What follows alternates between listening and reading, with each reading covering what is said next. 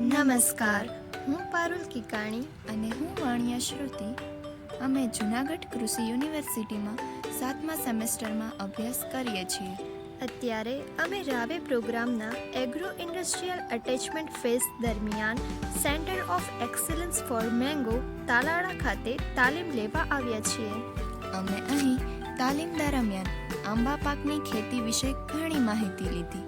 તેમાંથી આજનો અમારો મુખ્ય વિષય છે mango hopper, a tiny terrorist in the mango field. મધ્યાની મુખ્યત્વે 3 પ્રજાતિઓ જોવા મળે છે. તે સૌપ્રથમ લેધિયરી દ્વારા ઉત્તર પ્રદેશના સહારનપુરમાં જોવા મળી હતી. ભારતમાં મધ્યાની પ્રજાતિઓ મુખ્યત્વે આંબાનું વાવેતર કરતા બધા જ વિસ્તારમાં જોવા મળે છે, પરંતુ ઇડિયોસ્કોપસની જાતિ મુખ્યત્વે દક્ષિણ ગુજરાતમાં વધુ જોવા મળે છે. મધ્યાના ઈંડા નાના અને સફેદ રંગના હોય છે. તે ઈંડા આંબાના મોર ઉપર તેમજ તેના પાંદડાઓ ઉપર મૂકે છે. ઈંડામાંથી નિમ્ફ બહાર આવતા લગભગ 4 થી 7 દિવસ લાગે છે. નિમ્ફનો રંગ આછો પીળાશ પડતો હોય છે. તે આંબાના થડની તિરાડોમાં છુપાયેલ હોય છે. તે મુખ્યત્વે જુલાઈથી ડિસેમ્બર મહિના દરમિયાન જોવા મળે છે. નિમ્ફમાંથી પુખ્ત બનતા તેને લગભગ 12 થી 17 દિવસનો સમય લાગે છે. પુખ્ત મધ્ય કથ્થઈ રંગનો હોય છે. તેનું આયુષ્ય મુખ્યત્વે 5 થી 8 દિવસનું હોય છે. મધ્યાનું જીવનકાળ લગભગ 25 થી 28 દિવસનો હોય છે. તે 1 વર્ષમાં લગભગ 2 થી 3 પેઢી પૂર્ણ કરે છે. મધ્યાથી થતું નુકસાન.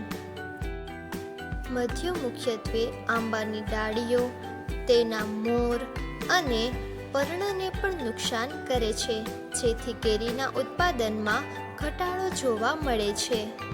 નુકસાન થયેલ મોર સંકોચાઈને કથ્થઈ રંગના થઈ જાય છે અને પછી તે ખરી પડે છે.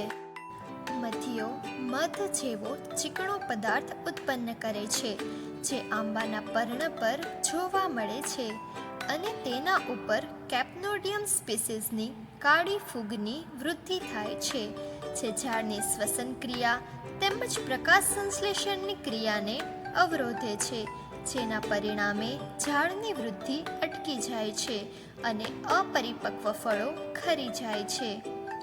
મધ્યાના વધારે ઉપદ્રવથી લગભગ 60% જેટલા ઉત્પાદનમાં ઘટાડો આવે છે. મધ્યાનું નિયંત્રણ. રાસાયણિક નિયંત્રણ તરીકે ઇમિડાક્લોપ્રિડ, થાઇમિથોક્સામ, પ્રોપેનોસલ્ફર વગેરે જેવી દવાઓનો 1 થી 2 સ્પ્રે કરવાની ભલામણ છે. જૈવિક નિયંત્રણ તરીકે બ્યુવેરિયા, વર્ટિસિલિયમ વગેરેનો પણ ઉપયોગ કરી શકાય છે. પ્રાકૃતિક ખેતીમાં મધ્યાના નિયંત્રણ માટે નિમાસ્ત્ર, જીવામૃત વગેરેનો પણ છંટકાવ કરી શકીએ છીએ. જો મોર આવે તે સમયે મધ્યાનો વધારે ઉપદ્રવ હોય તો ગ્રીન લેબલવાળી દવાઓનો ઉપયોગ કરવાની પણ ભલામણ છે. But prevention is better than cure. તેથી મધ્યાના ઉપદ્રવથી બચવા માટે ઓક્ટોબર-નવેમ્બરમાં ઓફ સિઝનલ સ્પ્રે કરી શકાય અને બોર્ડેક્સ પેસ્ટ અથવા ચૂનો પણ થડ ઉપર લગાવી શકાય. જ્યારે કેરીનું કદ ઈંડા જેટલું થાય ત્યારે બેગિંગ કરવાની પણ ભલામણ છે, જેનાથી ઘણી જીવાતો દ્વારા થતું નુકસાન પણ અટકાવી શકાય છે.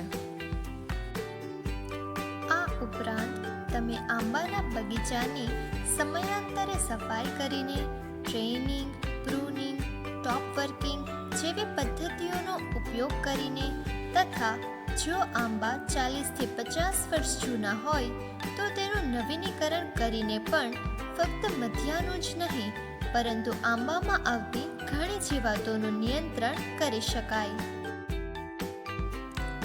આ વિડીયો મધ્યાના નિયંત્રણ માટે આપ સૌને ઉપયોગી બને એવી આશા સાથે હું વિરમું છું.